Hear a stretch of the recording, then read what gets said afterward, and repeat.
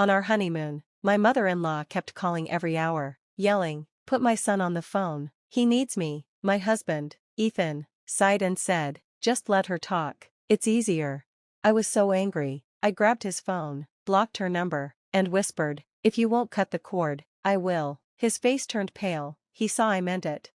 Ethan is a good man, kind, caring, and funny. He remembers how I take my coffee and always brings me a jacket when I'm cold. But there was one big problem I didn't understand until it was too late. His mom, Diane, she wasn't just protective, she was obsessed.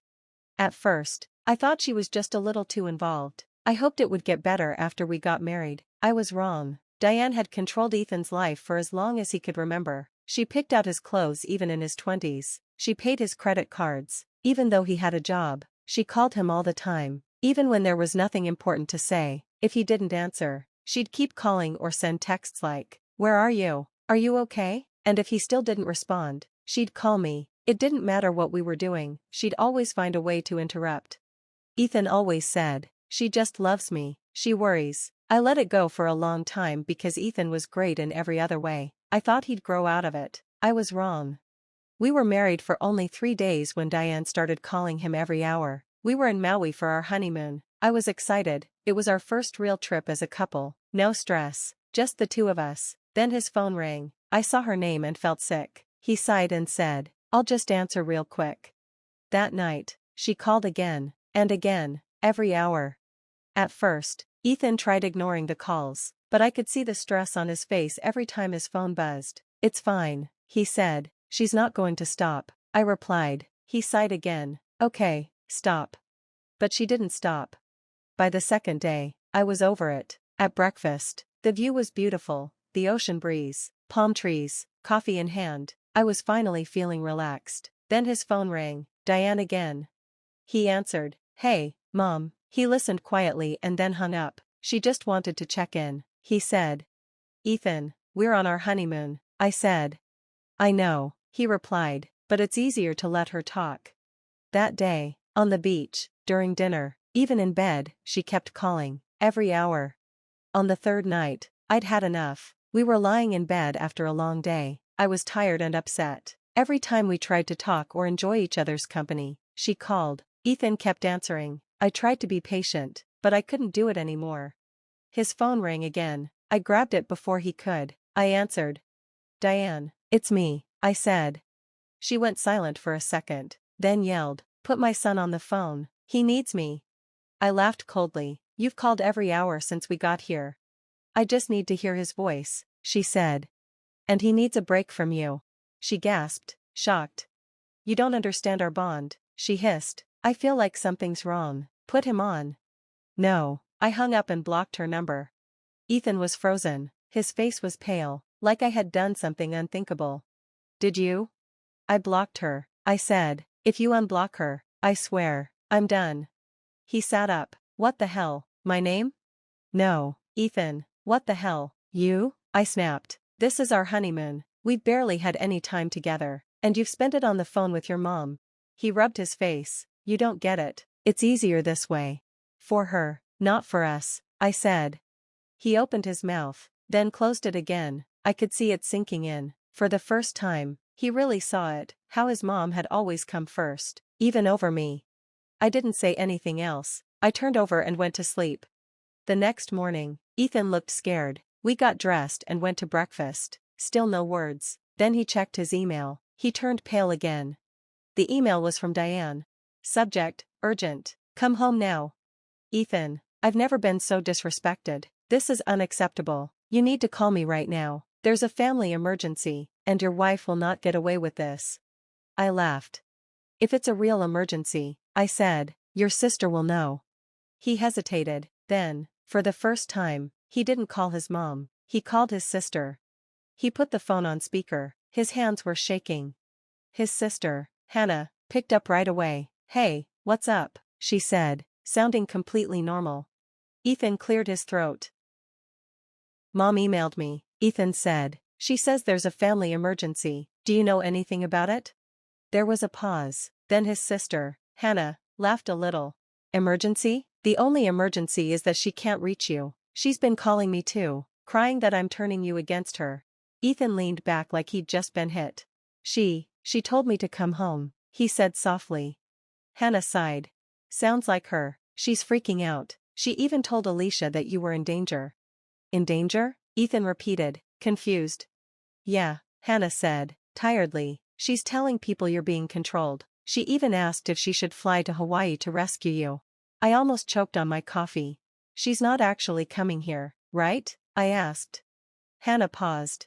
I don't know, but if she can find a way, she will. I looked at Ethan. Ethan, do you see what's going on? He nodded slowly, swallowing hard.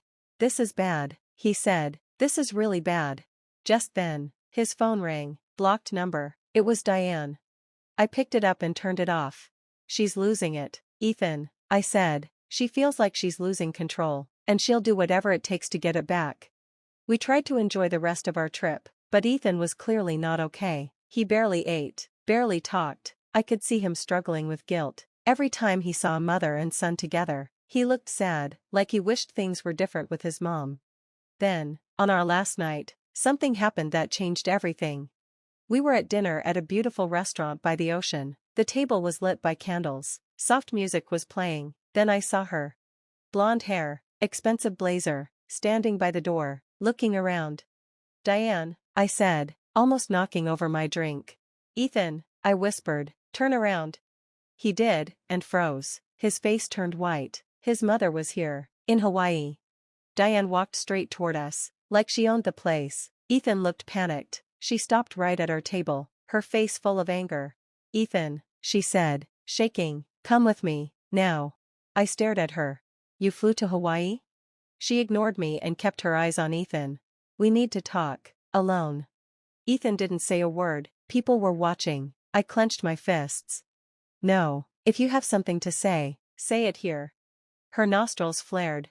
I don't know what you've done to him, she snapped at me, but I'm taking my son home.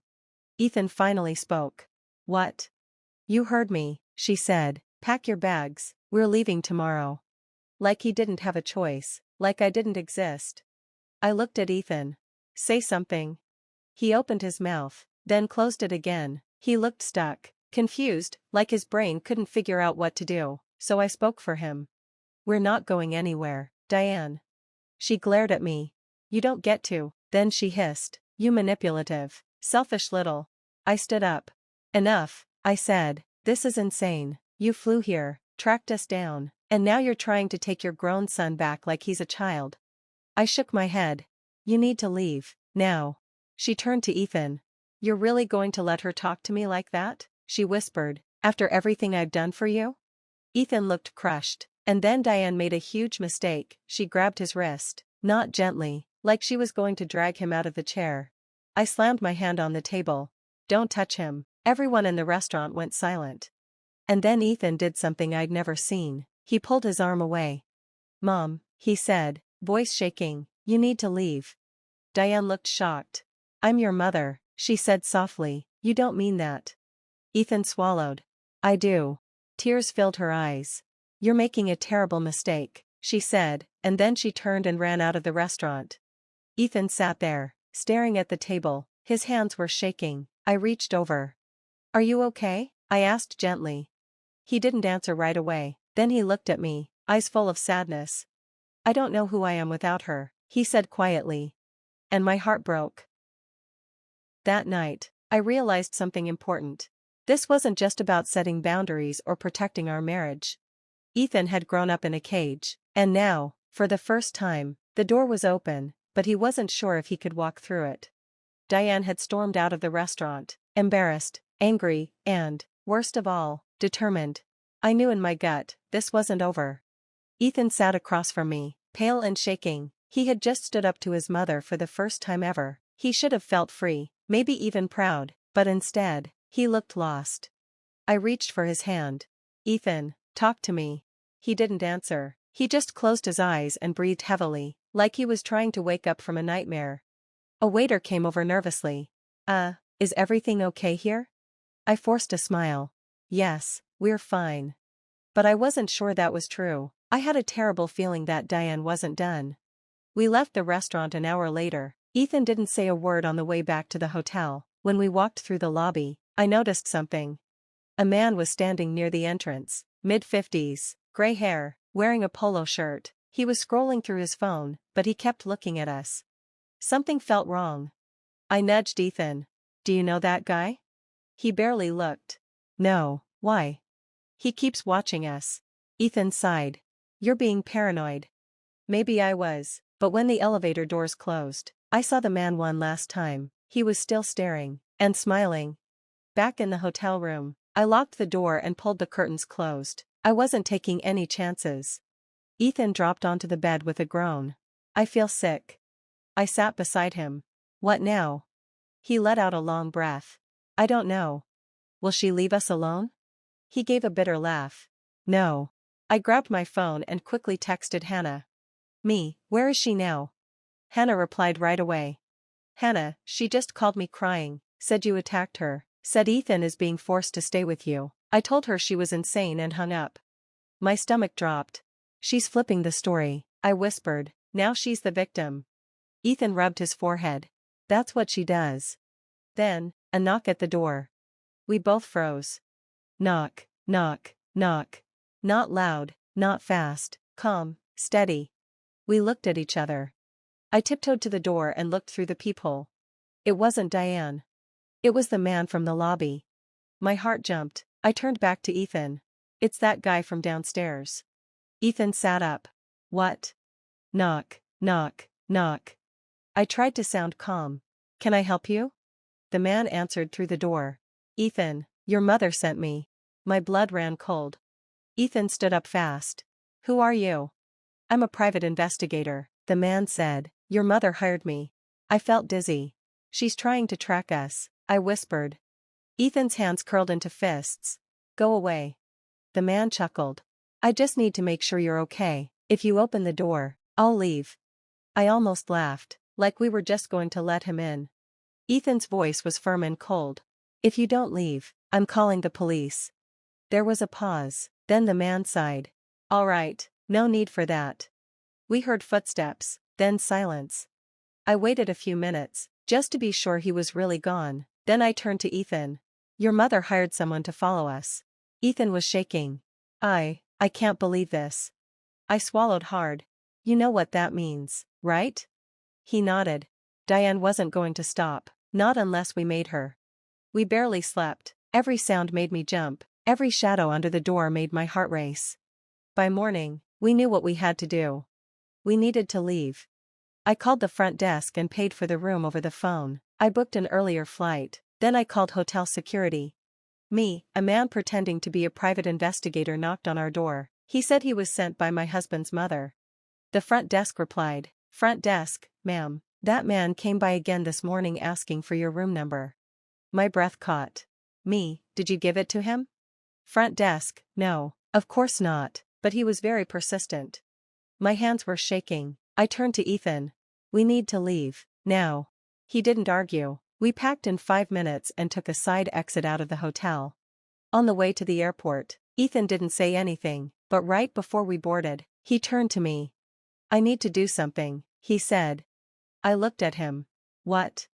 He took a deep breath. Something I should have done a long time ago. And then, for the first time ever, he blocked his mother's number. As the plane took off, I felt like I could breathe again. I leaned against Ethan's shoulder, exhausted but relieved. Then his phone buzzed. Blocked number, a voicemail. Ethan's face tightened. She got a new number. He hit play. Diane's voice came through the phone.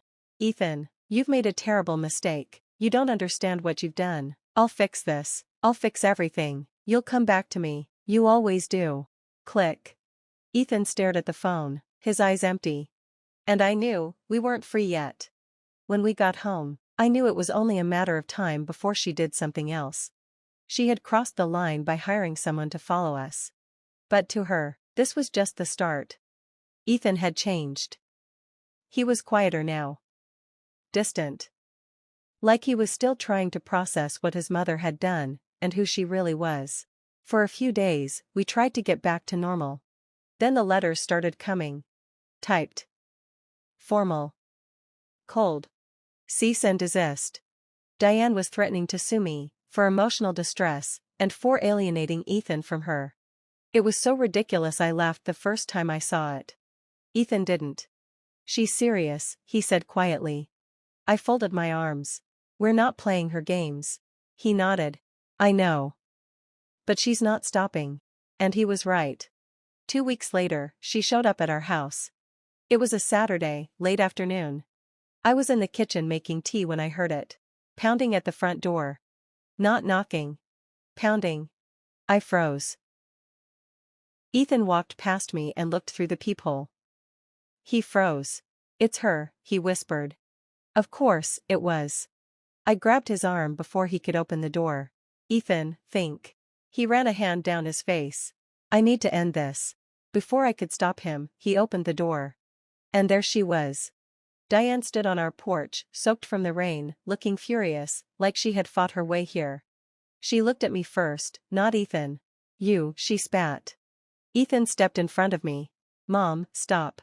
But Diane shoved past him and came into our house. I snapped, get out.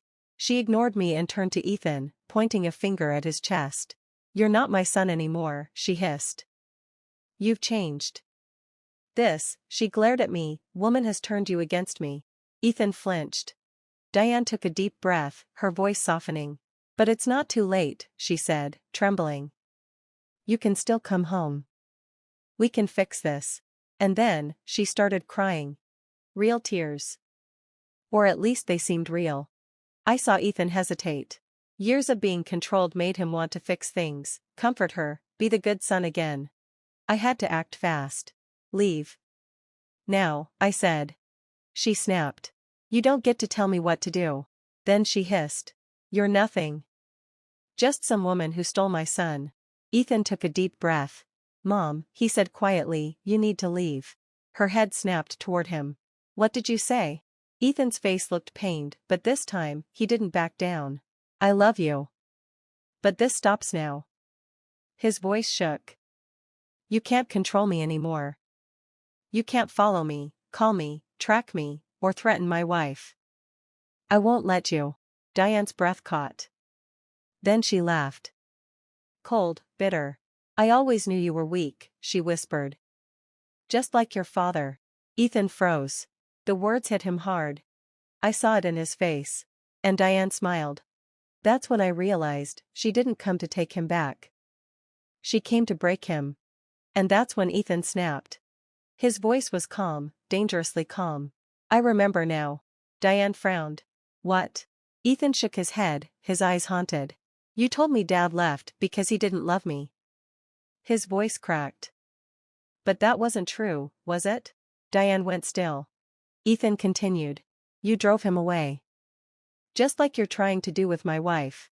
Diane flinched. I stepped forward, my heart racing. Ethan, what are you saying? He turned to me. I repressed it for years, he said. But I remember now. He looked back at Diane, his face unreadable. Dad left because of you. Diane's lips parted. For the first time, she looked nervous. You were so controlling, Ethan whispered. You suffocated him. He wanted to take me with him, but you, his voice cracked, you threatened to destroy him if he did. Diane's face twisted. That's not true.